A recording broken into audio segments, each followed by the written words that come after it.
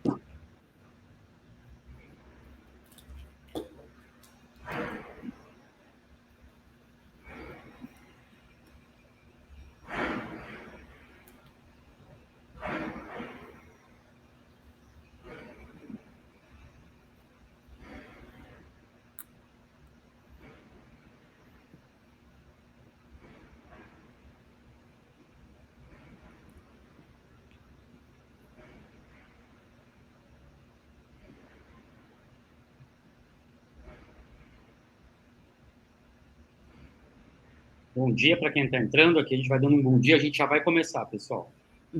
Oi, oi.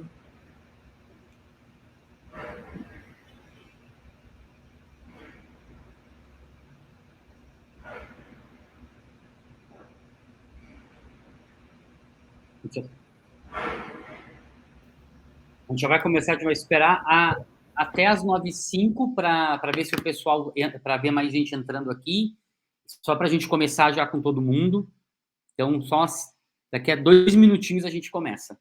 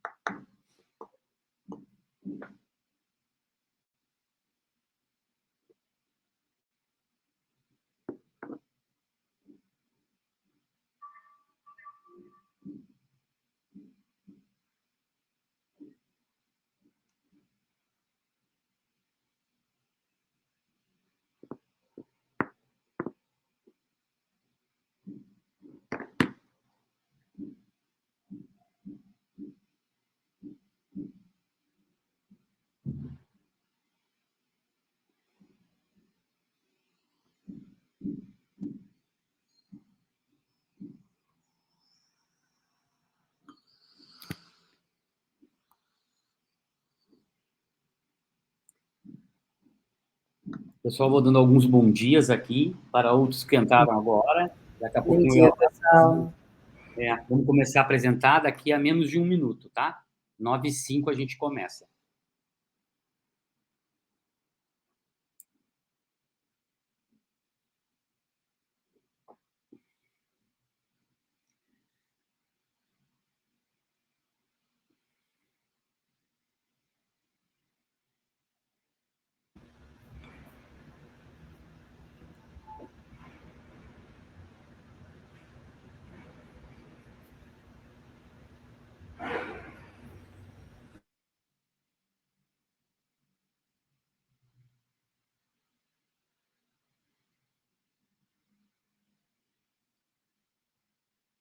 Começar, então. Pessoal, bom dia a todos. Em primeiro lugar, muito obrigado a todo mundo que está aqui com a gente. Eu vou me apresentar. Meu nome é Diego Celistre. Hoje eu sou head de pesquisa da CHAS. A CHAS, para quem não conhece, A Chas é uma unidade de negócios dentro do grupo NTT Data, né, uma unidade de negócio que tem como foco inovação e design de serviços, e a gente trabalha também muito forte com um braço de pesquisa humana. E na nossa visão, pesquisa humana envolve tanto metodologias qualitativas quanto pesquisa quantitativa. E aí agora eu vou deixar a Bárbara se apresentar também, que ela vai estar aqui junto comigo mostrando os resultados do estudo. Oi, pessoal, bom dia. Meu nome é Bárbara, eu sou socióloga e pesquisadora aqui em Chas. Eu trabalho aí junto com o Di e a gente desenvolveu junto o estudo que a gente veio contar um pouquinho sobre hoje. Bora lá? Vamos lá, então. Acho que é legal a gente contar um pouquinho do contexto, de onde saiu a ideia desse estudo, tá? A gente realiza muitos trabalhos aí para o mercado financeiro e, de forma muito espontânea, mais de uma vez eu comecei a escutar das pessoas que participavam dessas pesquisas, dos brasileiros, essa questão sobre o que significa dinheiro na minha vida, né? Como quase um pedido para as instituições financeiras entenderem que o significado do dinheiro pode ser diferente para cada pessoa. E aí a gente resolveu, então, aprofundar um pouco esse estudo, que a gente vai trazer aqui para vocês os principais resultados. Vocês também têm acesso aí nas redes sociais da NTT Data e de Chas, e acho que depois a gente também pode passar, tem o link do estudo, aí vocês têm o estudo completo, até tem uma parte histórica que a gente não vai entrar aqui, que a gente fala como as trocas, o conceito de consumo e poder fazem parte, historicamente, do dinheiro, e acho que depois é legal vocês darem uma olhadinha lá, tá? Então, começando aqui, a gente passa aqui para os 3 principais objetivos do estudo. Então, um era entender o significado do dinheiro para os brasileiros, né, e tudo que envolve esse significado, consumo, prioridades, entender as dificuldades e as facilidades, se é que elas existem, na relação com o dinheiro. Então, aqui a gente vai passar por toda a questão de educação financeira, organização, crédito, consumo, e, por último, projetar um pouco o futuro, né? Onde a gente realizou aí uma parte de imersão em algumas tendências, mas sempre trazendo elas para o hoje, ou seja, vendo como é que elas se aplicam hoje, até de acordo com os resultados da pesquisa, tá? A gente dividiu o projeto em 2 fases, só para vocês saberem. A primeira fase foi uma fase qualitativa, onde a gente teve entrevistas com 5 especialistas do universo financeiro e pessoas que trabalham também com ações sociais, e entrevistamos 18 brasileiros. Tá? E aqui a gente dividiu bem por classe social, né? Se a pessoa era empreendedor, autônomo, freelancer, ou se tinha algum trabalho com carteira assinada, e procurou também bastante diversidade entre essas pessoas. O objetivo da qualitativa aqui era aprofundar o tema do estudo, levantar as principais hipóteses para depois quantificar, então, na fase quantitativa. Foi um estudo que a gente realizou a fase quant também em todo o Brasil. Foram 1.004 brasileiros que responderam à pesquisa. A divisão, principalmente de região, faixa etária e classe social, seguiu bastante os números do IBGE. Isso foi muito legal porque nos deu uma boa representatividade do que é o Brasil hoje em dia. Tá? Bom, então, antes de a gente chegar lá nos significados do dinheiro para o brasileiro, teve uma parte do estudo que deixou bem claro para a gente o que influencia esse significado para cada um dos brasileiros, né? Quais são os drivers que influenciam. E aí, o primeiro deles que a gente viu é o contexto econômico. Na qualitativa, isso apareceu muito forte. Aqui a gente traz no estudo alguns dados da época, né, onde a gente vê o grande número de famílias endividadas, a perda do poder de consumo, principalmente da classe C, o quanto a classe D e a classe E cresceram nesse momento.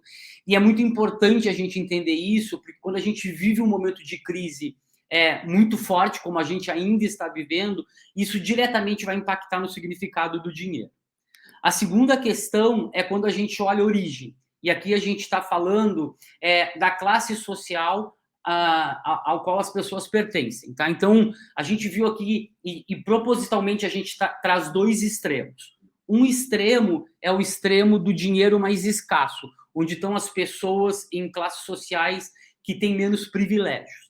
E aqui é muito importante entender esse lado esquerdo, e eu trago esse desenho, a gente fez muito exercício lúdico no estudo, onde a gente pedia para as pessoas desenhar dinheiro é.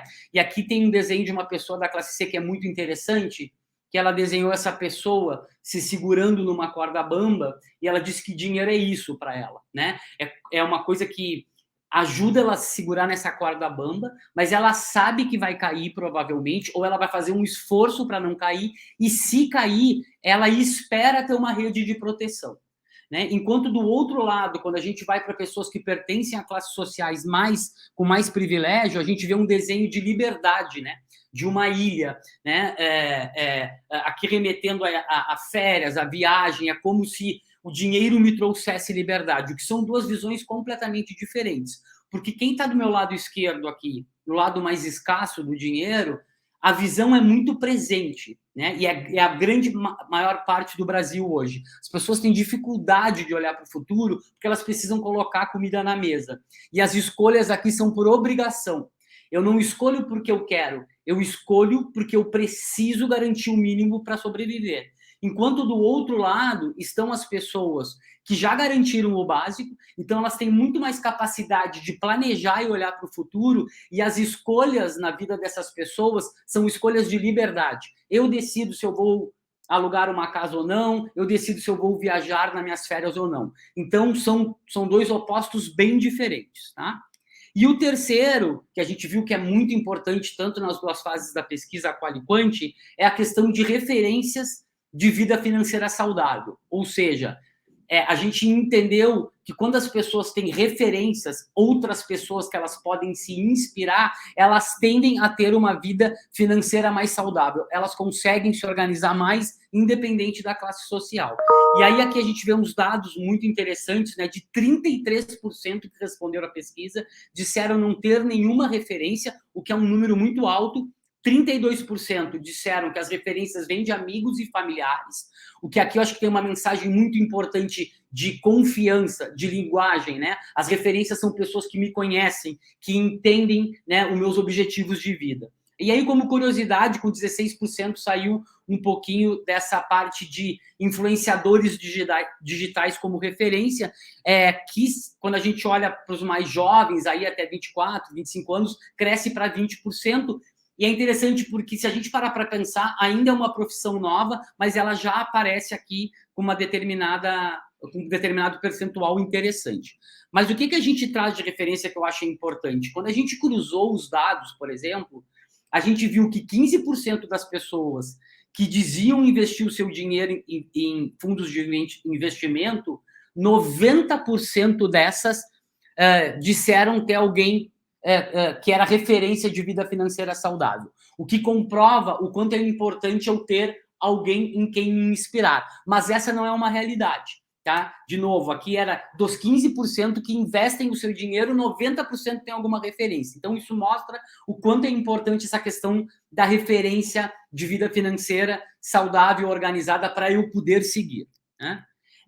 E esses drivers, eles nos ajudaram a entender aqui os impactos, né, na vida financeira das pessoas aqui no Brasil. Então, a primeira coisa que a gente viu que a educação financeira no Brasil não é uma realidade. Aliás, quando a gente fala de educação, o acesso à educação básica não é uma realidade no Brasil, né? E aqui tem umas questões interessantes. A gente vê que 26% diz que a organização é guardar o dinheiro na poupança ou num fundo de renda fixa. 25% não conseguem nem pensar em se organizar porque precisam pagar as contas. 9% dizem gastar mais do que deveriam. 13% não se organizam financeiramente, mas gostariam de se organizar. E temos aí apenas 15% que falam em investir o seu dinheiro.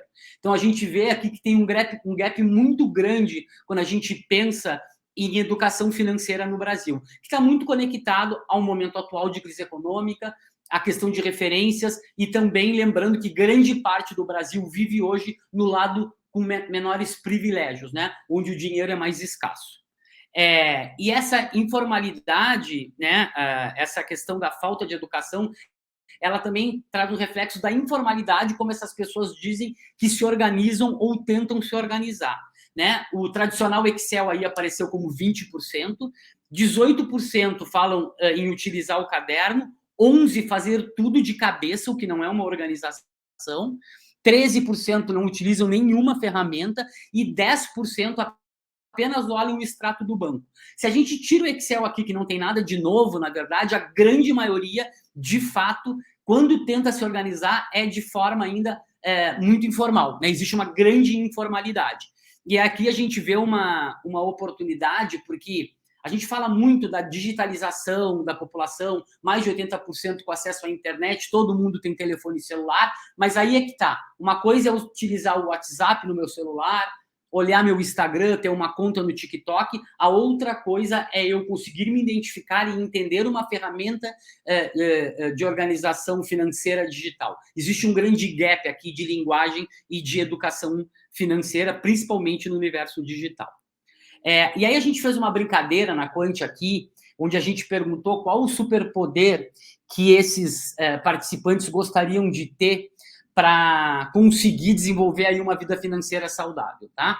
Eu não vou passar por todos aqui, mas eu acho que o mais importante é essa resposta que eles deram. Eu queria ter a inteligência da Lara Croft para conseguir me organizar, mas eu gostaria de ter, né? O mundo financeiro está longe de ser simples para o brasileiro. Então, tem uma verbalização aqui que eu acho que resume tudo que a gente falou até agora. É tudo muito complicado, é difícil fazer as contas, né? Eu tenho que planejar, eu tenho que pagar a escola, então, assim, eu não tenho esse conhecimento. Tá? E aí a gente viu também que tem uma relação dessa questão da educação financeira com o crédito. Então, a gente viu que quanto menor a organização financeira, maior o uso do crédito. Tá? Então, 55% das pessoas que não se organizam, mas gostariam de se organizar, já pediram crédito. 63% que gastam mais do que deveriam já solicitaram crédito. Tá? E aqui a gente vê essa questão do crédito como uma grande oportunidade. Tá? Porque a gente está falando aqui de acesso, mas aqui também o crédito é importante, mas será que a linguagem que é utilizada se conecta com o brasileiro de verdade? Será que as soluções estão suprindo as necessidades e as dores do brasileiro?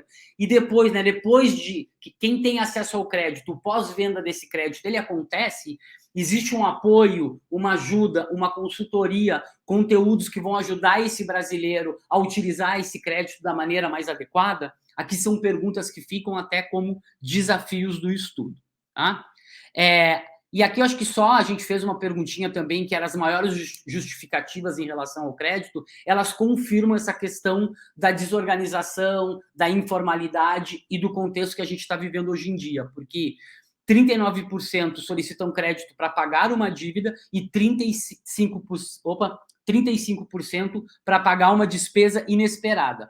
Ou seja, que se conecta muito aqui com tudo que a gente viu até aqui, falando de crédito, de desorganização financeira e de falta de acesso à educação também.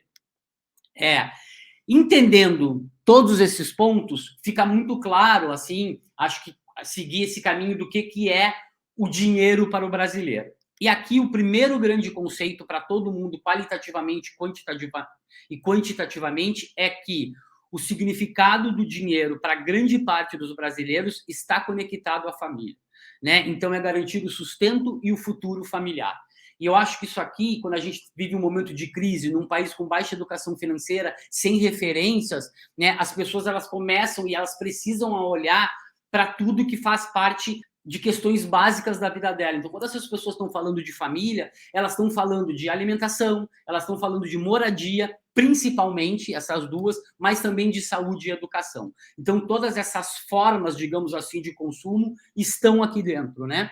E aqui, quando a gente para olhar, vem uma pergunta que será que as instituições financeiras pensam em soluções, em serviços que beneficiem grupos familiares? A gente tem de exemplo aí os streams de vídeo, por exemplo, né? Onde toda a família tem acesso ali a uma única assinatura, onde cada um tem a sua aba particular. Será que a gente está pensando em soluções para grupos familiares? E aqui, família, gente, independe do conceito de família e de que posição essa pessoa está ali no contexto familiar. Aqui pode ser um filho, um primo, um pai, uma mãe, um avô, um neto, porque com o advento da pandemia e a crise, até muitas pessoas voltaram a morar com as suas famílias. Tá?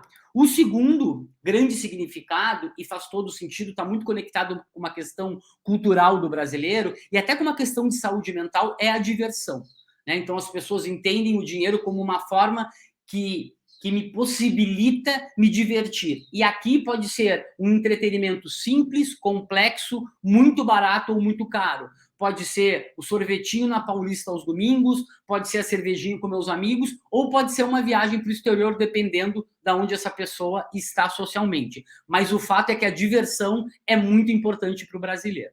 E o terceiro ponto está conectado com a questão do capital social e poder, que, resumindo aqui, é o dinheiro, ele abre portas, tá? Então, o dinheiro é como se fosse um passaporte que me garante viver e pertencer na sociedade na qual eu vivo. Ou seja, se eu consumo é porque eu posso, né? É uma maneira de demonstrar poder e de participar da sociedade. Então, esses são os três principais significados do dinheiro e que respondem bastante a tudo que a gente já viu até agora.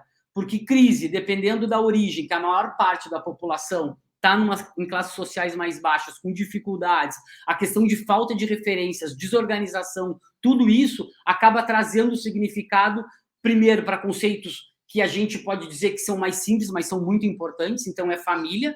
O outro é diversão, porque eu preciso me divertir também no momento de crise. E o terceiro é continuar podendo fazer parte da sociedade, e o consumo me ajuda com isso. E aí, agora eu vou passar a bola para a Bárbara, porque a gente viu aqui que esses significados, de certa maneira, eles se aplicam no consumo do brasileiro. Então, aqui a Bárbara vai falar um pouquinho, na pesquisa a gente explorou aonde os brasileiros consideram muito importante ou nada importante gastar o seu dinheiro. Tá? E aí eu vou passar a bola para a Bárbara, que ela vai falar um pouquinho sobre essas formas de consumo. Boa, obrigado, Di. Então, como o Di comentou, a gente começou nosso estudo ali analisando do ponto de vista histórico como que o dinheiro se materializa na nossa sociedade, né? Quais foram os significados. Depois a gente chegou nesses significados do dinheiro para o brasileiro, e aí, fazendo um processo aí de tangibilizar ainda mais esse documento, essa nossa análise, a gente começou a ver onde esse brasileiro, então, gasta o seu dinheiro, né? Onde ele está ali alocando esse capital dele. E aí, aqui a gente começa esse capítulo trazendo para vocês essa régua que elenca aqui 11 microesferas onde o brasileiro tem esse maior gasto do seu dinheiro. Quando a gente foi começar a analisar esses espaços, a gente chegou a uma conclusão e agrupou eles em 4 esferas, sendo a primeira delas responsabilidade social, a segunda comodidade e praticidade, a terceira estética e cuidado com o corpo, e a quarta lazer e entretenimento. E aí agora a gente vai dar um zoom in aí, vamos dar um double click em cada uma delas e explicar um pouco para vocês como que é essa relação com o consumo dentro dessas grandes esferas de consumo. Pode ir, Di. Então, a primeira que a gente trouxe aqui é a esfera da responsabilidade social. Então, a gente viu aí que 67% considera muito importante ou importante doar para quem precisa e 50% considera importante ou muito importante ajudar em projetos sociais de instituições religiosas em que frequenta. Então, o que é importante a gente falar dentro desse universo? Primeiro que a gente vê esse destaque da preocupação com o outro, né? Pelo menos aí no campo quantitativo levou muito em consideração esse aspecto, no qual também apareceram alguns pontos dentro desse universo. E aqui é muito importante a gente ressaltar como o brasileiro tem essa grande proximidade com as instituições religiosas. Então, o Brasil é um país muito religioso, a gente tem a nossa cultura, isso muito forte, a nossa política também muito forte, e também a gente é um país com um contexto de baixas condições socioeconômicas. Então, esse olhar para o outro, quando a gente pensa nessa questão da religião no Brasil e também as nossas condições, faz muito sentido estar aqui no início. E um ponto muito importante também que a gente viu quando a gente fez um cruzamento estatístico para ver as diferenças percentuais dentre as classes sociais da nossa amostra, a gente viu aí que 21% da classe D e E consideram doações muito importantes versus 13% da classe AB. Então, a gente vê aí uma preocupação muito maior em doar para o outro dentre as classes sociais mais baixas em relação a classes sociais mais altas, que aí é quem tem um poder, um capital muito maior.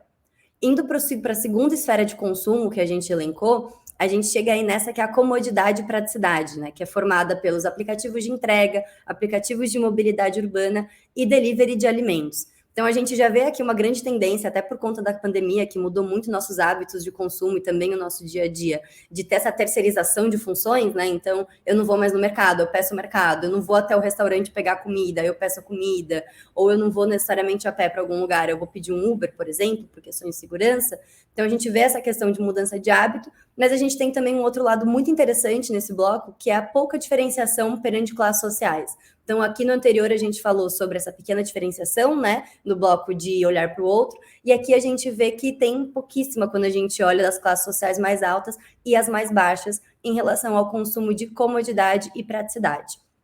Quando a gente para pensar assim, que hipóteses a gente teria dentro dessa esfera, não seria muito absurdo imaginar que as classes sociais mais baixas talvez consumissem menos aplicativos de entrega ou aplicativos de mobilidade urbana do que as mais altas. Mas a gente viu que não, que é um consumo muito similar, e até no campo qualitativo a gente viu que muitos moradores de comunidades ressaltam a importância de você consumir da pizzaria do seu bairro, de você chamar o vizinho que é Uber para fazer alguma corrida, de você chamar ali o mercadinho do bairro para fazer a entrega, porque sabe que aquele frete ajuda no dia a dia. Então a gente vê, inclusive, até como uma forma de apoiar, criar essa rede de apoio do seu bairro nas classes sociais mais baixas, quando a gente fala de comodidade e praticidade. Tem até esse quote aqui que a gente trouxe que fala, aqui na comunidade a gente se ajuda, pede comida no restaurante da rua, chama o vizinho que é Uber, quando precisa em algum lugar, é uma grande rede de apoio. Pode passar, Di. A gente tem aí um terceiro bloco que a gente sempre fala que é muito interessante, que é a beleza e o cuidado com o corpo. Então, se você para ver na histórico do brasileiro, até em grandes momentos de crise, os pouquíssimos mercados que não têm uma grande queda, um grande déficit, são sempre os mercados que trabalham com a estética, que trabalham com o cuidado. Então, aqui a gente viu que cosméticos e estéticas é um grande espaço de consumo para esse brasileiro, e materiais e serviços esportivos também é um grande espaço de consumo. Então, quando a gente para analisar a questão do próprio hedonismo, da questão do prazer e de curto, médio prazo, faz muito sentido que essas ferramentas sejam buscadas, inclusive quando a gente está em momentos de grandes crises. É quase que aquele alívio na sua rotina. Então, você pode estar passando por um momento muito difícil, pode estar passando por uma situação financeira também muito complicada, mas aquela pequena compra, aquele pequeno hedonismo, aquele pequeno prazer vai fazer com que você sobreviva um pouco aquela semana, um pouco aquele dia. Então, é que ele tem aqui esse próprio coach de uma mulher classe C, que é incrível para mostrar essa relação que a gente trouxe aqui, que é, eu adoro ir no salão, se eu não tenho esses momentos, parece que meus dias trabalhando não valeram de nada. Então, a gente até conecta também com o terceiro significado do dinheiro que o Di trouxe lá em cima, sobre prazer para aproveitar a vida.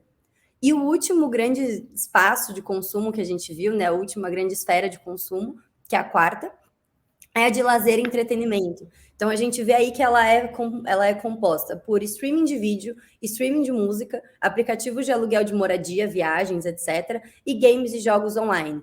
E o que é muito interessante é que a gente vê aí claramente essa chegada da digitalização, né, das plataformas de conteúdo e entretenimento digitais como topo já do que o brasileiro considera espaços de lazer que ele considera relevante para gastar o seu dinheiro.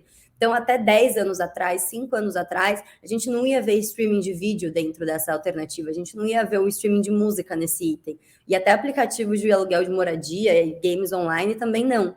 Então, a gente vê também o que é muito legal, a gente vê até essa questão da cultura da tela mudando muito no brasileiro.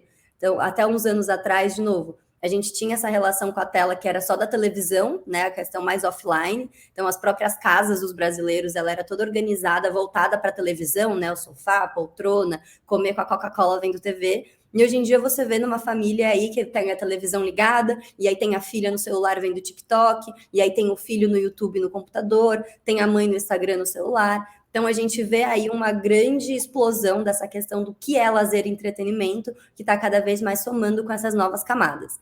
Então, a gente trouxe aí esses grandes espaços de consumo, esses 11 itens que compõem essas 4 esferas, é onde o brasileiro mais está vendo valor em gastar o seu dinheiro. E aí, depois, a gente ainda olhando para essa questão do futuro, a gente vê esse grande denominador comum, que é esses serviços digitais e a questão de como ele é perene em todas as classes sociais, com pouca diferenciação estatística entre elas no nosso campo quant, reforçado pelo nosso campo qualitativo também. Pensando... Pode falar. Desculpa, a gente aqui está num bate-papo. Eu também acho que aqui tem uma questão muito importante que a gente aprende, é que esses serviços digitais, na verdade, eles se tornaram os grandes protagonistas da digitalização do brasileiro. Porque, quando a gente pega de exemplo alguns deles, como o Uber, eles são simples. eles têm poucos steps. É muito claro. Então, a gente pega, eu estou pegando aqui o exemplo do Uber, mas eu coloco onde eu estou, para onde eu vou, vem a foto do motorista, quanto vai custar esse deslocamento, e deu. Existe uma simplicidade em todos esses, eu vou chamar de aplicativos ou serviços digitais, que a Bárbara estava colocando aqui alguns deles, que podem ir de um delivery a um streaming de vídeo, né? E aqui eu acho que tem um recado que é as instituições financeiras que já foram as grandes protagonistas da digitalização do brasileiro, até porque a internet surgiu muito conectada com a necessidade desse mercado, e depois a gente teve o Bankline, parece que hoje elas ficaram mais escondidas, e aqui tem uma oportunidade, porque é papel das instituições financeiras, sim, assumirem de novo esse protagonismo, porque não é só sobre lançar um novo serviço digital financeiro, como lançar, como educar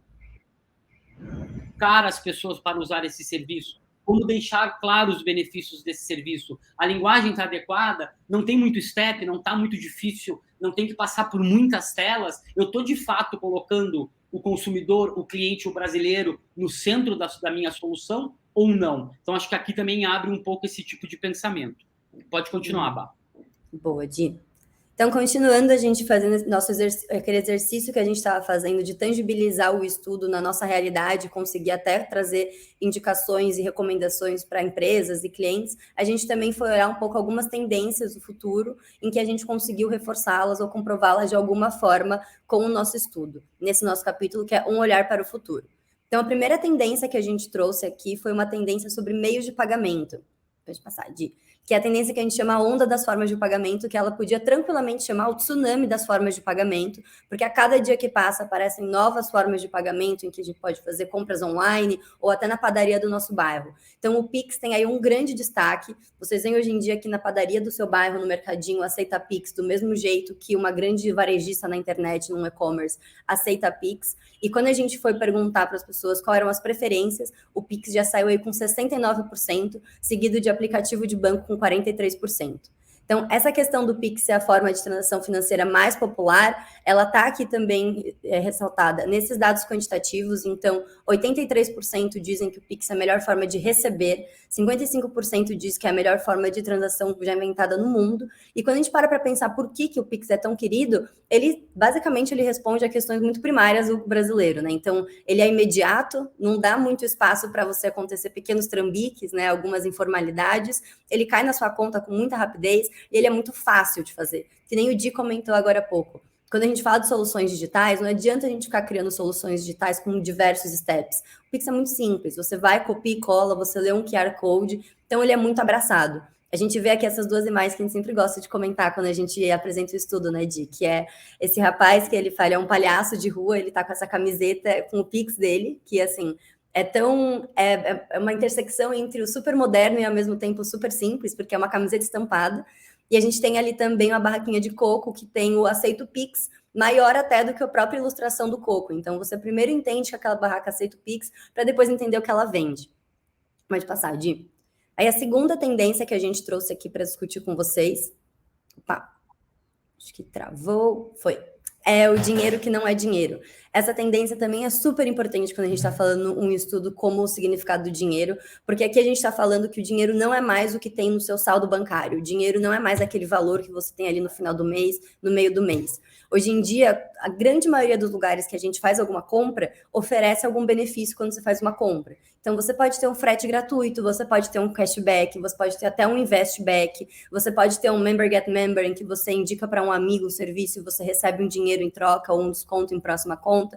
Ou seja, dinheiro não é mais o que está no saldo. O dinheiro é um frete grátis, o dinheiro é um cashback alto, um investback alto. Então, a gente está vendo cada vez mais esse brasileiro tendo quase que uma calculadora mental dentro da cabeça dele, fazendo esses pequenos cálculos assim, entendendo, putz, mas se eu comprar em tal lugar, eu tenho frete gratuito, mas aqui está mais barato, mas eu ganho cashback. Então, a gente está falando basicamente de uma equação na cabeça desse brasileiro que chega nessa conclusão que o dinheiro não é só mais o dinheiro da nota, né, da moeda. Então, é muito legal esse quote, por exemplo, que o rapaz aqui da classe AB falou. Cupom não é desconto, cupom é dinheiro, é uma moeda dentro do iFood. Eu compro essa moeda antecipada e eu uso depois com valor, com alguma solicitação de delivery. Então, eu comecei a usar hoje na minha família e nunca mais parei. Teve um outro rapaz que conversou com a gente no campo qualitativo que ele falou, putz, o iFood estava com uma promoção que sempre que eu comprava uma Coca-Cola, eu ganhava R$3 de desconto no próximo pedido. Então, Coca-Cola é dinheiro. Então, a gente vê aí cada vez mais as empresas entendendo que conseguem fazer essa movimentação e abraçando aí essa tendência do dinheiro que não é dinheiro. Deixa eu passar, Di. A terceira tendência que a gente trouxe aqui no estudo para vocês é a de meios de pagamento seamless, que é uma tendência também que está sendo muito explorada, e eu sempre gosto de falar sobre a maquininha de cartão quando eu falo dessa tendência. Então, vamos pensar 2, 3 anos atrás. Você vai numa padaria, sempre exemplo da padaria, porque todo mundo vai. Então, você está ali numa padaria, você vai passar seu cartão de crédito, você vai lá, passa o cartão, digita o número, tira cupom fiscal e pronto. É uma transação que vai durar mais ou menos de 30 segundos a 1 minuto. Hoje em dia, a gente fica muito impaciente com esses 30 segundos ou 1 minuto, porque a gente tem aí um cartão por aproximação, a gente tem aí uma leitura de QR Code, tem alguns lugares que você consegue pagar da mesa já com um Pix o seu pedido, para você não ter que ir até a fila do caixa. Ou seja, cada vez mais esse universo financeiro está caminhando para você ter formas de pagamento com experiências totalmente sem barreiras, sem intermediários e sem essas barreiras físicas, principalmente, que você consegue perceber cada vez menos que você está efetuando um pagamento. E aí, como consequência, você tem também uma grande agilidade nesse pagamento, né? No entanto, a gente vê aí uma questão que, por mais que tenha aí um grande universo de soluções seamless, sem barreiras, muito mais ágeis, a gente tem aí 27% dos brasileiros falando que não gosta de usar pagamento por aproximação, porque tem medo que alguém faça alguma transação indesejada, passe a maquininha no bolso, ou aconteça algo do tipo. Então, para todas as empresas que forem desenvolver algum tipo de solução como essa, é importante levar em consideração também esses fatores culturais que podem fazer com que a gente tenha ali alguma barreira de insegurança. Pensando principalmente no Brasil, que é esse grande país do golpe do Pix, o golpe do cartão, os vários tipos de golpe, que a gente tem uma grande economia criativa nesse sentido. Pode passar, Di. Foi. Pronto. A quarta tendência, a gente trouxe também junto com a quinta aqui, é a especialização de serviços para pequenos negócios. Então, quando a gente está falando de pequenos negócios, a gente está falando desses microempreendedores. A gente viu que cresceu muito durante a pandemia, né, e nesse pós-pandemia, até por uma questão de sobrevivência mesmo, não é uma questão de um grande boom empreendedorismo por desejo, né, necessariamente, mas é uma questão de necessidade. E a gente vê também a questão muito forte desse empreendedorismo de subsistência, que é uma resposta a essa falta de acesso aos empregos formais, né? Quando você não tem essa formalização vindo do Estado, você acaba tendo também essa resposta do empreendedorismo de subsistência. Então, dentro desse cenário, a gente vê aí que cada vez mais surgem empresas e soluções focadas na especialização para esses pequenos negócios. Então, a gente vê ali que 66% dos empreendedores com empresa formalizada já solicitaram crédito. Então, isso é um dado muito alto. A gente está falando aí de praticamente 2/3. Então, quando a gente fala sobre esse universo, a gente vê muita oportunidade para trabalhar com essas pessoas e também uma carência muito grande desses pequenos empreendedores no Brasil. Uma outra tendência que a gente trouxe aqui também é essa das novas moedas digitais. Então, no estudo todo, a gente está discutindo sobre como o dinheiro vem se reformulando e ele vem se readaptando e cada vez mais ele ganha novos significados, novos formatos, ele é como uma grande metamorfose ambulante. E as novas moedas digitais é uma tendência que comprova muito bem isso. O que a gente vê hoje em dia? A gente vê que muitas empresas criam suas próprias moedas, em que você pode gastar no seu próprio ecossistema dessa empresa, e essa moeda ela tem toda uma valoração específica, então ela vai ter uma regra de troca, ela vai ter quase que uma taxa de juros, ela vai ter um valor específico, e ela pode ter até uma conversão para o real brasileiro.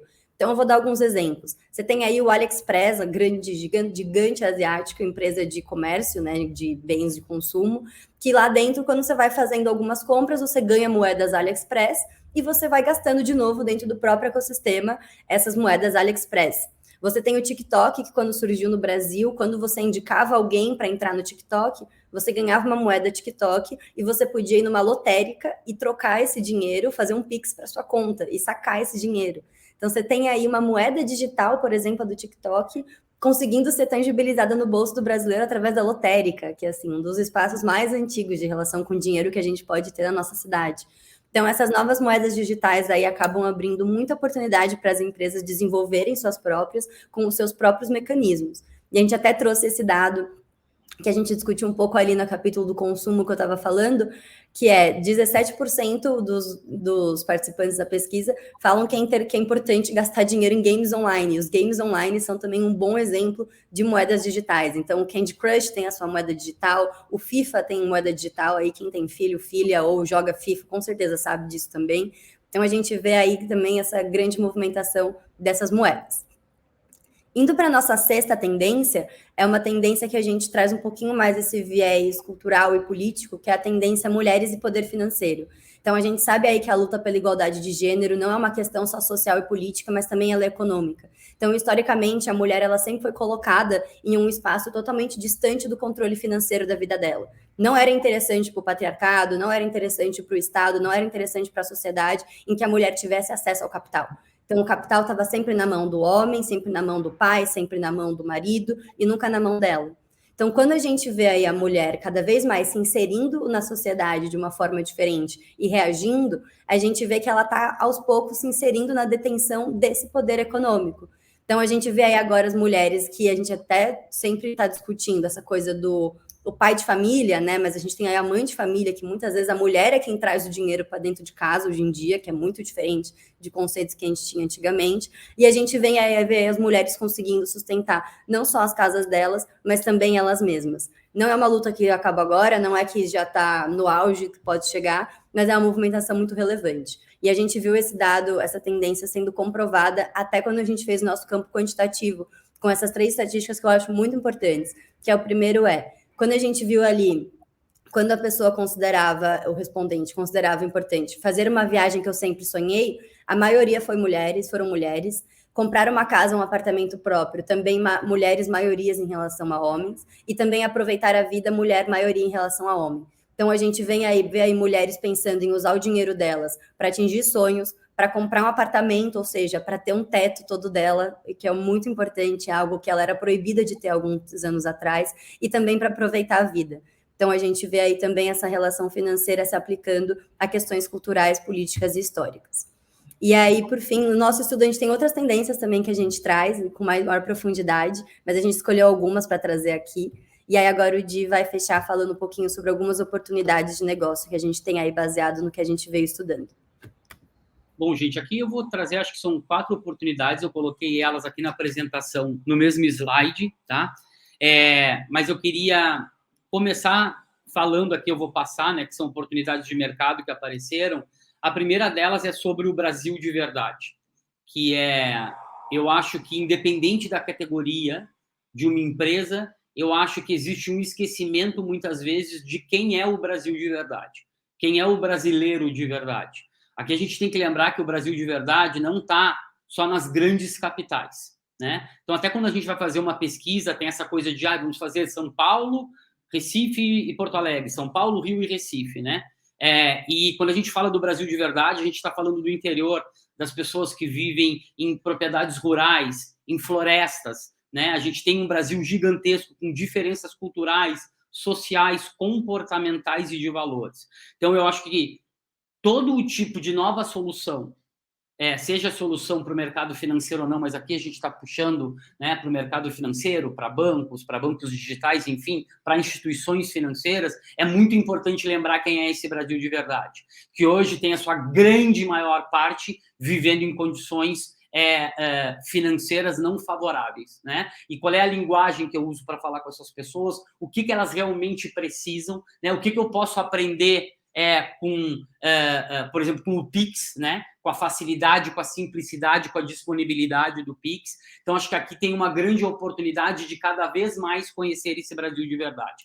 Até trazendo aqui um exemplo, quando a Bárbara citou ali essa questão das comunidades em determinadas periferias, existem já ecossistemas econômicos próprios nessas comunidades, nesse círculo de apoio, de ajuda, onde até um comércio local acontece. Como eu posso fazer parte? Como é que eu posso apoiar isso? Como é que eu posso facilitar e trazer até mais benefícios para essas economias mais localizadas de bairro? Né? Acho que esse eu gosto de trazer um pouco o Brasil de verdade por isso, para provocar mesmo. A segunda é a questão que eu acho que existe uma oportunidade aqui dos bancos aquecerem as relações com os seus clientes, tá? E aqui vem um dado quant bem rapidinho, que a gente vê que 49% falam que o banco é um local ainda para fazer transação financeira e guardar dinheiro, somente, um conceito muito tradicional, e 51% gostariam que os bancos entendessem quem eles são como pessoas, como clientes, seus objetivos financeiros e oferecer soluções cada vez mais personalizadas. Então, existe aqui uma oportunidade para os bancos aquecerem essa relação. Né? E aí tem um terceiro que eu já falei um pouquinho anteriormente, que é o banco como gerador da demanda digital. Né? Hoje ele é parte, mas não é o ator principal. A gente vê aí, quando a Bárbara estava falando ali dos meios, das formas de consumo, o quanto entretenimento, delivery está assumindo esse papel. E a questão do Pix também, que não é do Pix, na verdade é olhar o Pix e entender como é que a gente pode oferecer produtos financeiros cada vez mais acessíveis e democráticos. Aqui eu estou falando de linguagem, de experiência de uso conectadas com as reais necessidades de quem é esse brasileiro de verdade. E é isso, pessoal. Aqui queria aproveitar para agradecer a Flávia, que é a nossa diretora aqui em Chas, né, que nos apoiou muito no estudo, e o Alan, que eu não sei se está aqui com a gente assistindo, mas nos ajudou bastante também, principalmente na parte quant da pesquisa, que faz parte do time. E agora aqui a gente vai ver se tem algumas perguntas que a gente pode aí trocar um pouquinho com vocês, tá? Deixa eu voltar pro... Estamos aqui. Vamos ver. Ali, ó. É possível acrescentar um modelo... Cara, sim. Na verdade, eu acho que... desculpa, aqui eu não falei da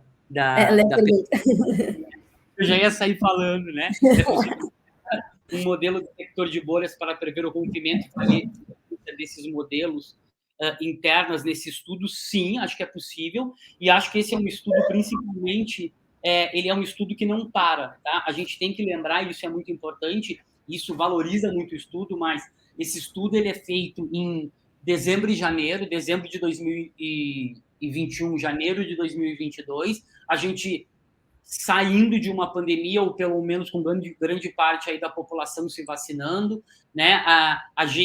Mas ainda assim, a gente estava vivendo um momento de pandemia com uma crise muito forte. Então, o interessante aqui é que também para prever isso, é que eu acho que esse é um tipo de estudo que ele necessita de novas ondas também, né? Até para entender a evolução de alguns desses significados, o quanto eles se mantêm ou não se mantêm. E por isso que a parte histórica que a gente não colocou aqui para vocês, é interessante vocês olharem no relatório mais completo, porque a gente viu que historicamente existem alguns modelos, algumas questões que elas permanecem, mas elas possuem algumas releituras, tá?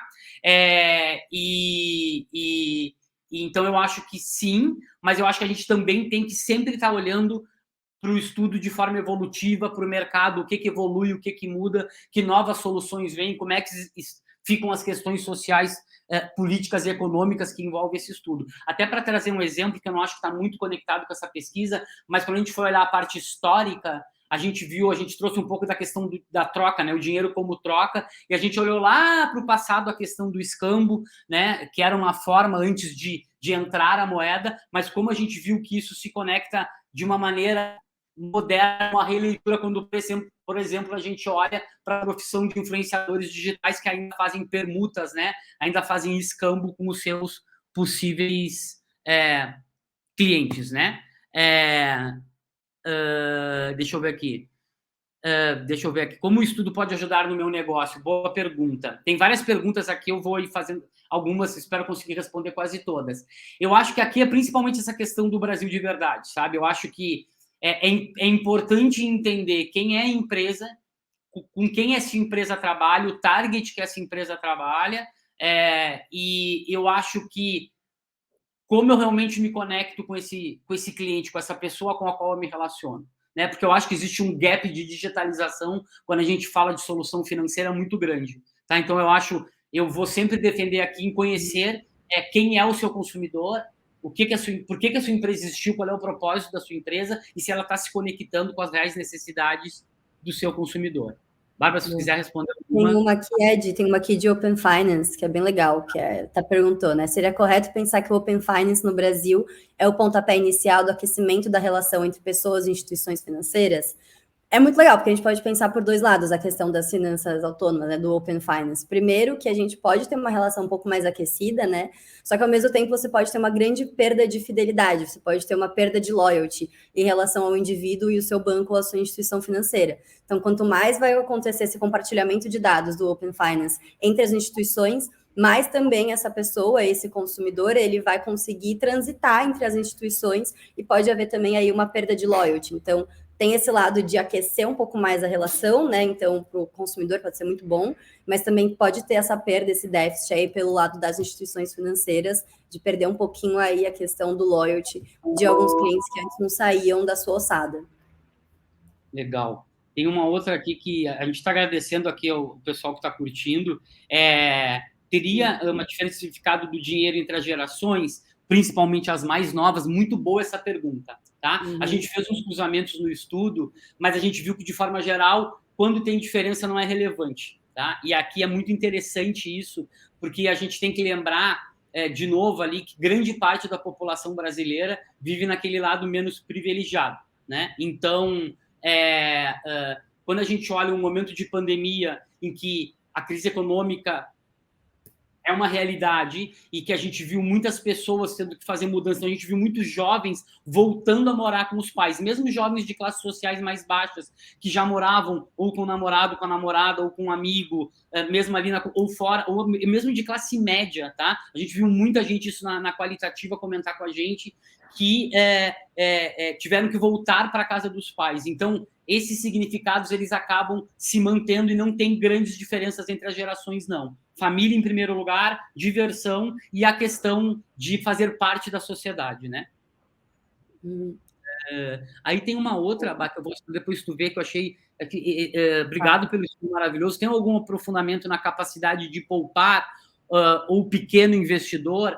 Gente, o que a gente viu, assim, capacidade tem, mas aqui eu quero reforçar alguns pontos do estudo, e eu acho que é uma excelente pergunta, desde que você entenda, de fato, a pessoa com a qual você quer se relacionar, o seu cliente, para quem você quer trabalhar essa questão de poupar ou de ser um pequeno investidor. Tá? O que acontece hoje que a gente tem que lembrar grande parte está com dificuldade de botar comida na mesa. Se a gente olha aí aumento de combustível, a inflação, preço subindo nos supermercados, então é muito difícil. Mas existe uma vontade de poupar, existe uma vontade de querer me organizar. Mas aqui, de novo, é sobre linguagem, é sobre entender a pessoa. Acho que aqui tem uma coisa muito importante que não adianta você vir com modelos prontos. Né? O insight não serve para todo mundo. Então, aqui tem até uma pessoa que diz assim, cara, eu não vou querer uma instituição financeira que diga para eu não fazer a minha tatuagem. Eu sei que é um exemplo, talvez, para alguns muito simples, mas essa pessoa vai fazer a tatuagem dela. Então, além da tatuagem, que ela vai fazer porque faz parte do estilo de vida dela, como é que eu ajudo essa pessoa a poupar ou a se tornar um pequeno investidor sem dizer para ela não faz a tatuagem? Ou sem dizer para alguém que mora sozinho não pede iFood, se essa pessoa quer pedir iFood ou delivery de alimentos, porque ela não sabe cozinhar e porque para ela é mais prático. Então, aqui não dá para trazer só modelos prontos, tá? É importante entender que existem diferentes estilos de vida e necessidades. Deixa eu ver aqui. Perguntaram aqui também, como posso participar e contribuir com esse estudo? Ai, muito legal ler esse tipo de pergunta. Bom, como o Di comentou, o estudo, a gente desenvolveu ele, né, finalizou ele mais ou menos em janeiro, mas ele é um estudo vivo também, porque a gente vai continuar atualizando, vai continuar estudando esse universo, porque a própria premissa do estudo é saber que cada vez mais vão existir novos significados do dinheiro. Então, faz sentido a gente continuar conversando sobre, discutindo.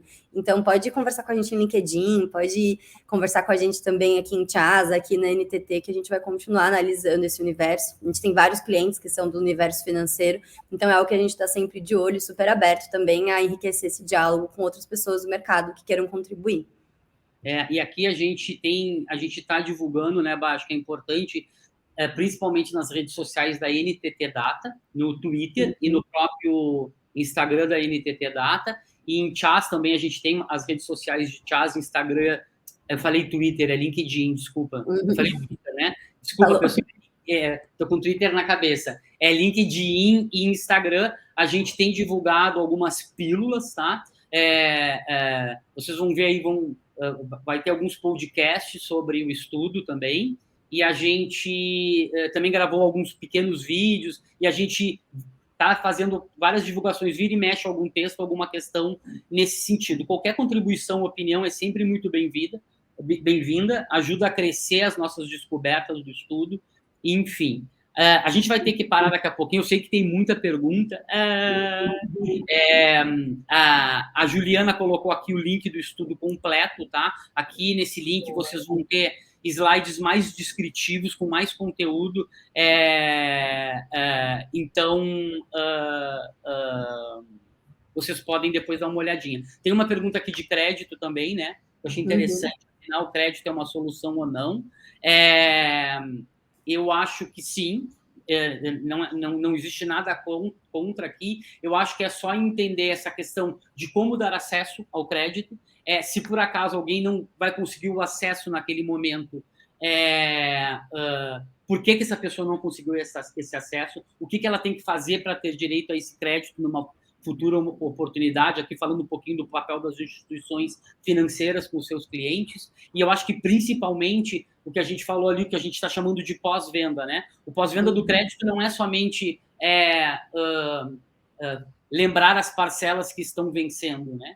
Então, é pensar como é que eu posso ajudar esse cliente, essa pessoa que solicitou o crédito, de novo, como eu falei, a usar esse crédito da melhor maneira possível. Sei lá, eu pedi crédito para montar a minha casa. Você está escolhendo os melhores fornecedores? Sei lá, você comprou o tijolo aonde? Você se planejou? Vai sobrar um pouco desse crédito? O que fazer para esse crédito, né? Para que esse crédito se torne mais efetivo e essa pessoa consiga prosperar no final do crédito. Eu estou lendo aqui algumas perguntas que a gente tem muito pouco tempo. Viram aqui também o slide que mostram as porcentagens onde as pessoas mais gastam seu dinheiro. Acho que agora não dá para compartilhar aqui, mas o estudo que está nesse link está mais ou menos ali na metade do estudo, assim, talvez ali pela página 36, tem certinho e tem mais detalhado ainda. Tem toda a timeline dos gastos de consumo e o descritivo de todas as esferas de consumo também. Está aqui no link insightsforthefuture.com/significado do dinheiro. Então, ali vocês conseguem baixar o PDF completo, e aí tem também a metodologia mais aprofundada, e tá tudo mais detalhado. Legal saber que podem interagir. Tá. Aqui tem outras perguntas. Qual é o impacto desse estudo para a base de uma empresa? Que, pelo que eu estou entendendo, eu acho que aqui, quando eu penso em empresa, de novo, aquilo que eu falei de sempre olhar para o Brasil de verdade, e eu acho que internamente aqui, quando a gente está falando de uma empresa que tem como foco, né, trazer soluções financeiras, eu acho que aqui é uma questão interna de todo mundo que trabalha nessa empresa lembrar que não é o produto que tem que estar no centro, é o cliente que tem que estar no centro. Eu acho que a gente tem, e aqui botando o chapéu em mim também às vezes, né? Claro que a gente, como uma consultoria, a gente sempre fala isso para os nossos clientes, às vezes a gente acha que a gente tem a melhor solução, eu fiz apenas um bench, ou eu fiz 3 entrevistas e essa é a solução, né? Mas será que ela se conecta realmente com a necessidade, com a linguagem, com o público que eu quero atingir? Se eu for fazer um trabalho, sei lá, de crédito para agricultores brasileiros, né? O quanto eles já estão preparados para, por exemplo, aderir a uma solução completamente digital, né? Será que eles têm essa familiaridade com o universo digital? Será que o sinal nas propriedades deles tem qualidade? Eles conseguem abrir ali o celular ou o computador, seja lá o que for? E acho que tem várias questões aqui que a gente tem que levar em consideração, tá? Então, quando eu falo de base de empresa, eu acho que existe uma questão de cultura interna também, de todo mundo que trabalha numa empresa, que pensa em soluções financeiras, de realmente começar a colocar o consumidor, o cliente, o brasileiro no centro, né? E depois vem como consequência o desenvolvimento da solução do produto ou do serviço, tá? Só se dá tempo de uma última, que alguém falou aqui, se tivesse uma forma de investir um pouco mais simples e cumulativa, tipo um cashback direcionado para investimento. A gente tem o próprio Investback, né, hoje em dia. Tem aí cartões que não só fornecem ou oferecem aí o cashback, mas também esse Investback, que é a possibilidade de você ter o retorno do cashback diretamente ali já canalizado para um produto financeiro de investimento. Então, tem um cartão da XP que faz isso, o Rapcard hoje em dia também, ele oferta isso também. Então, a gente tem até esse conceito, a gente trabalha um pouco esse conceito também no estudo ali na tendência de De dinheiro que não é dinheiro. Na versão aprofundada do estudo, na versão completa, tem ainda esse exemplo um pouco mais a fundo. Gente, a gente vai encerrar aqui, porque está terminando o nosso tempo. A gente queria agradecer muito a participação de todos. Eu acho que a mensagem que fica aqui é uma mensagem de... Acho que é ler o estudo, é refletir, é entender o impacto do estudo para quem trabalha no mercado financeiro, né? Quais os impactos, o que a gente pode aprender aqui. E agradecer mais uma vez. De novo, o estudo está sendo divulgado nas redes sociais oficiais da NTT Data, tá? Então, tanto no LinkedIn quanto no Instagram, e a mesma coisa em Chas, tá? E lá, geralmente, também tem ali um local onde vocês podem comentar, passar alguma mensagem, mas eu queria agradecer muito aqui a participação de todos. A gente separou essa horinha aqui para conversar um pouquinho sobre estudo. Desculpa não poder responder todas as perguntas, é normal, né? Vem bastante pergunta, mas a gente tentou fazer o possível aqui e a gente está muito feliz com a participação de todo mundo. Então, muito obrigado, tá? Palavras finais aí. Eu sou péssima nisso. Tá, queria, enfim... Obrigada aí pelo tempo de vocês, gente. Eu, pessoalmente, acho 9 da manhã cedo, então, por entrarem aqui para conversar com a gente às 9 da manhã, e qualquer coisa, podem vir conversar comigo, com o Di, no LinkedIn, nas redes da NTT, de Chas. A gente é meio suspeito para falar, porque a gente é muito apaixonado pelo que a gente faz e por esse tipo de coisa. A gente adora ficar falando sobre esse assunto. Então, por favor, venham, a gente vai achar muito bom e vai se divertir. E obrigado aí pelo tempo. Obrigado, pessoal. Obrigado e bom dia, boa semana. Bom dia, boa semana. Bom trabalho, se cuidem todos, muita saúde e tudo de bom para todo mundo. Valeu. Tchau, tchau, pessoal.